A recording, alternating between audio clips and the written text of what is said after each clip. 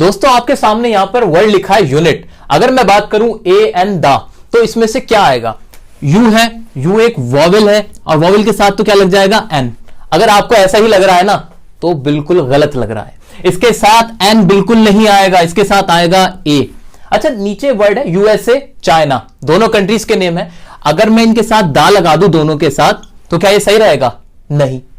USA के साथ दा आएगा और चाइना के साथ दा नहीं आएगा। और क्यों आएगा, क्यों नहीं आएगा, इस रीजंस को जानने के लिए आपके लिए वीडियो बनाई गई है। बहुत ज्यादा रिसर्च के बाद ऐसे ऐसे कॉन्सेप्ट हमने इसमें क्लियर किए हैं जो आपके अभी तक क्लियर नहीं होंगे, और कॉम्पिटिटिव एग्जाम्स में यही सब तो पूछा जाता है। तो जल्दी से इस वीडियो को देख लीजिए और अपने सारे डाउट्स क्लियर कर लीजिए।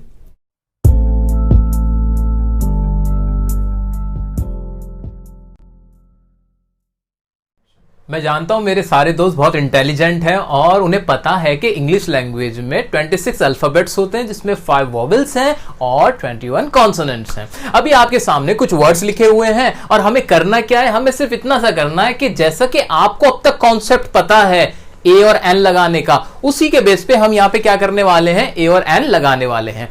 तो आपका कॉन्सेप्ट तो ये कह रहा है कि अगर कोई वर्ड है उसका पहला लेटर कॉन्सोनेंट साउंड करता है तो उसके साथ लग जाएगा ए, और अगर वॉवेल है तो लग जाएगा एन। इसी बेस पे इसके आंसर मैं लिख देता हूं। तो टॉय का टी था तो ए लग गया, इसके साथ भी ए लग गया, सबके साथ हमने लगाया ए, क्योंकि इन सबका पहला जो लेटर है वो कॉन्सोनेंट है। अच्छा, इसमें देखता हूं तो यूनिवर्सिटी, यू, यू तो एक वॉवेल है, वॉवेल के साथ क्या आ जाएगा? एन आ जाएगा। यूनिटी है, एन आएगा। यूजेज, यूनिक, सबके साथ क्या आ जाएगा? एन आ जाएगा। अच्छा जी, लिख दिया। लेकिन अगर आपको लग रहा है यहां इन सबके साथ एन आएगा, तो ये आंसर बिल्कुल गलत है। जी हां, ये बिल्कुल गलत है। आप गलती करते हुए आ रहे हो, एग्जाम्स में गलत कर रहे हो, बोलने में गलत कर रहे हो, लिखने में गलत कर रहे हो, हर जगह ये गलती आप रिपीट करते चले आ रहे हो और आपको ऐसा लग रहा है जैसे आप बिल्कुल सही कर रहे हो। मार्क्स कम आ रहे हैं और ध्यान नहीं दे पा रहे, बोलते हुए में इंप्रेशन डाउन जा रहा है, लेकिन पता ही नहीं, क्योंकि हमें तो ये कॉन्सेप्ट ही नहीं पता। अब सुनो कॉन्सेप्ट क्या है। कॉन्सेप्ट ये कहता है कि अगर आपने कोई वर्ड देखा और उस वर्ड का पहले लेटर का साउंड, ध्यान से मैंने वर्ड यूज किया साउंड, अगर उसकी आवाज कॉन्सोनेंट की है तो ए आएगा और आवाज वॉवेल की है तो एन आएगा। यह है कॉन्सेप्ट। अब इनको ध्यान से देखो जरा। यूनिवर्सिटी, अगर इसका साउंड क्या निकला? या का साउंड आया सर, यहां पे या का साउंड, और या तो एक व्यंजन होता है ना, तो व्यंजन के साथ क्या लग जाएगा? ए लग जाएगा, ना कि एन। ऐसे यूनिटी, यूनिटी में आवाज किसकी आई? फिर से या की आवाज आई, और या व्यंजन है, व्यंजन के साथ क्या आएगा? ए आएगा। यूजेज, या ए आएगा। यूनिक, यूनिक के साथ क्या आएगा? ए आएगा। अच्छा, एक और वर्ड लिखता हूं, अब आप बताओ मुझे कि इसके साथ क्या आएगा। मैंने लिखा अम्ब्रेला, अम्ब्रेला में भी यू ही है, लेकिन आवाज क्या निकली इसकी? साउंड क्या आया? अ, और अ क्या होता है? एक स्वर होता है, इसके साथ आएगा एन। क्या आएगा इसके साथ? एन आएगा। ऐसे यहां पर भी आप देखोगे इन सबके साथ ए आया है, जो कि लॉजिकल है, क्योंकि सबके साउंड कॉन्सोनेंट है। साउंड किसके हैं? व्यंजन के हैं। तो ये था कॉन्सेप्ट जो आपको अब तक नहीं मालूम था, और अब मैं उम्मीद करता हूं आप कभी नहीं भूलोगे और कभी ये गलतियां तो रिपीट नहीं करोगे। अब कुछ एग्जाम्पल्स के जरिए अपना ये कॉन्सेप्ट और भी पक्का कर लेते हैं। आइए देखते हैं। पहला एग्जाम्पल है ही इज डैश अननोन गाय। अब अननोन, अननोन में ये साउंड किस चीज का आया? अ का साउंड आया। किसका आया? अ का साउंड आया, और इसके साथ मैं क्या लगा दूंगा? एन लगा दूंगा। ठीक है। नेक्स्ट एग्जाम्पल है शी इज एजुकेटेड पर्सन। अब देखना कुछ नहीं है, सिर्फ आवाज को सुनना है। ए में किसकी आवाज आई? ए की आई, और ये भी क्या आ जाएगा? एन हो जाएगा। अगला एग्जांपल है हमारा this is dash uniform rule. अब इसमें आवाज किसकी आई? या की आई। सावधान, सावधान, यहां पे आवाज आई या की, और या तो एक व्यंजन है, कॉन्सोनेंट है, कॉन्सोनेंट के साथ क्या आ जाएगा? ए आएगा सिर्फ। अगला है हमारा माय फादर इज। अब यहां क्या करें? MBBS।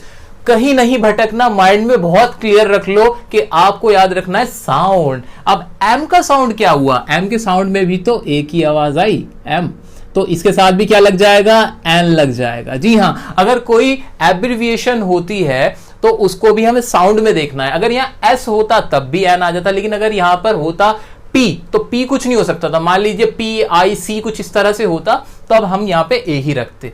अगला है हमारा यू आर नॉट, और यहां पर भी क्या आ गया? अ की साउंड आई, तो यहां भी लग गया एन। तो ये कुछ एग्जांपल्स थे, मिक्स्ड एग्जांपल्स थे, जो ए और एन में बाइफर्केशन करने में हमें हेल्प कर रहे थे। अब आगे बढ़ते हैं दा के एग्जांपल्स की तरफ।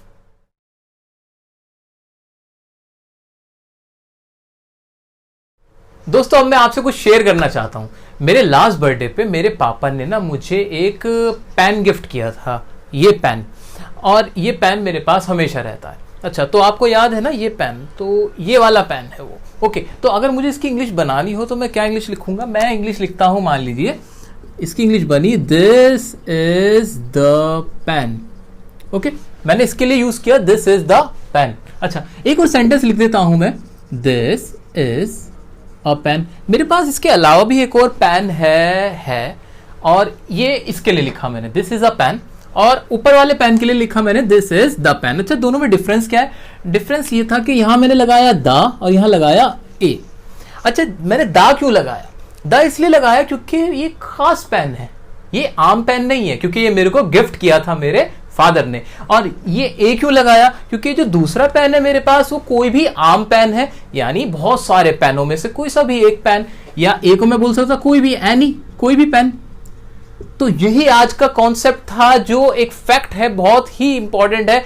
आप इसमें डिफरेंशिएट करें। अगर हम कहें कि इनमें से कौन सा आंसर हमारा सही है, कौन सा गलत है, तो हम कहेंगे दोनों ही करेक्ट है, ये भी करेक्ट है और ये भी करेक्ट है। अगर आपको इसका कॉन्सेप्ट क्लियर है तो आप इसमें कभी गलती नहीं करोगे। कभी कभी आता है कि भाई आपको एरर फाइंड करना पड़ता है, कॉम्पिटिटिव एग्जाम में पूछा जाता है कि आप बताएं इस सेंटेंस में किसमें एरर है, और आप क्या देखोगे? आप देखोगे दा लगा हुआ है, यार गलत कर देता हूं, ए लगा हुआ है, गलत कर देता हूं, जबकि उसका आंसर शायद हो सकता है नो इंप्रूवमेंट का, क्योंकि हम देख रहे हैं कि यहां पे दा भी सही है और ए भी सही है। तो जब भी दा का इस्तेमाल होता है तो दा का इस्तेमाल तब होगा जब किसी स्पेसिफिक या कोई खास विशिष्ट चीज के बारे में बताया जाता है। जैसे मैं कहूं I purchased some apples, मैंने कुछ एप्पल्स खरीदे, the apple was delicious, और एप्पल कैसा था? डिलीशियस, क्योंकि मैंने अब एक खास एप्पल के बारे में बात की।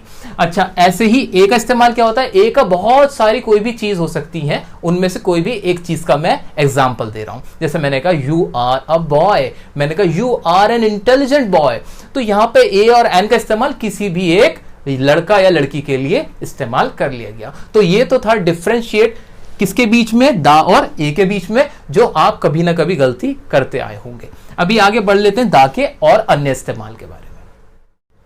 दोस्तों अब मैं आपको बताता हूं कि दा के ऐसे फैक्ट जो अभी हमें जानने बाकी है कि दा कहां कहां नहीं आएगा, पहले वो सुनिए।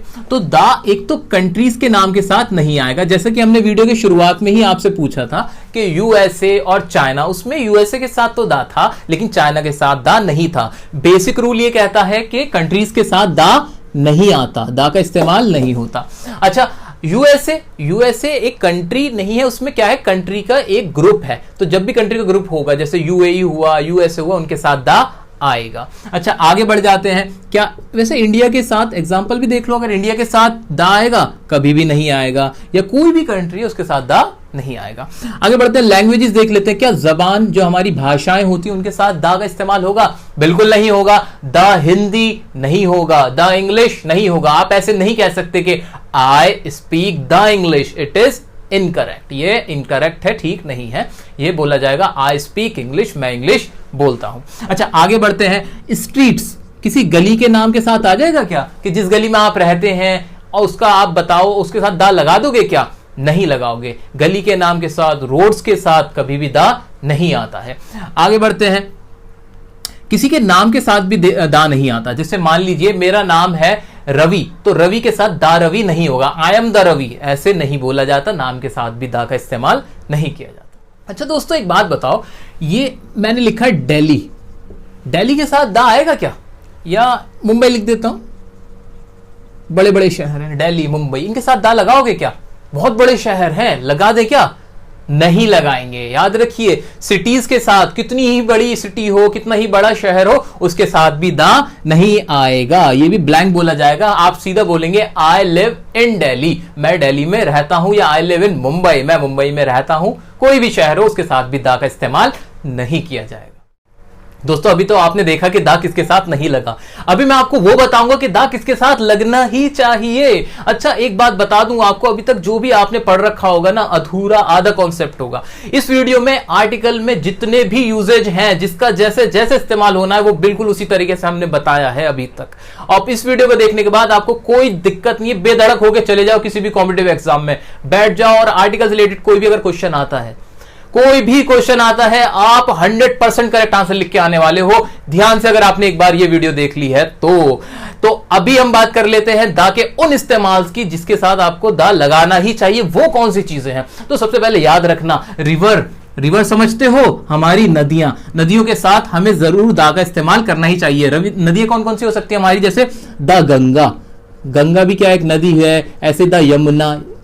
तो इस तरह की जितनी भी रिवर्स है उनके साथ आपको हमेशा दा लगाना है। आगे बढ़ते हैं, होली बुक्स समझते हो क्या होती हैं?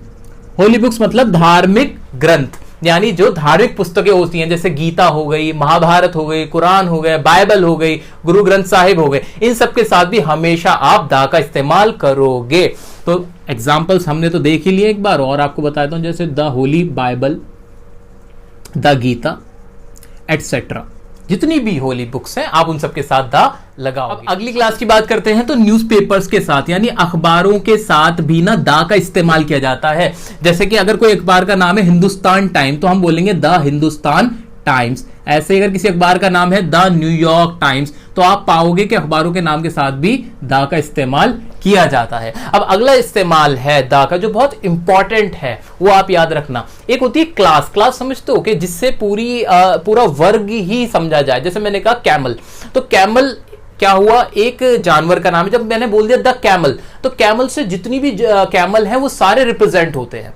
तो जहां पर पूरे किसी एक क्लास को रिप्रेजेंट किया जाता है, क्लास को दिखाया जाता है, उसके साथ भी दा का इस्तेमाल किया जाता है। तो पूरी क्लास को शो करने के लिए हम दा का इस्तेमाल करते हैं, जैसे the horses, the dogs etcetera. अच्छा लेकिन एक बात याद रखना, कभी भी आप मैन या वुमन का इस्तेमाल करोगे, यानी मैन, आप पूरी मैन जितने भी आदमी हैं उनको आप अगर रिप्रेजेंट करना चाहते हो, तो उनके साथ दा नहीं लगाना, उनके साथ दा नहीं आएगा, उनके साथ डायरेक्ट आएगा मैन और वुमेन, ना दा आएगा ना ए आएगा, कुछ नहीं। आप अपना मैन बोलो और अपनी बात शुरू कर दो।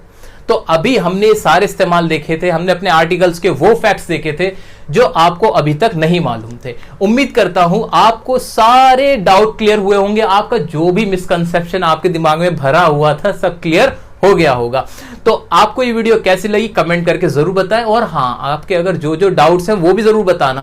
वीडियो को शेयर करना बिल्कुल ना भूलें, क्योंकि जितनी आपकी शेयरिंग होगी उतना ही कंटेंट लोगों तक पहुंचेगा और ज्यादा से ज्यादा लोगों को फायदा होगा। Thank you.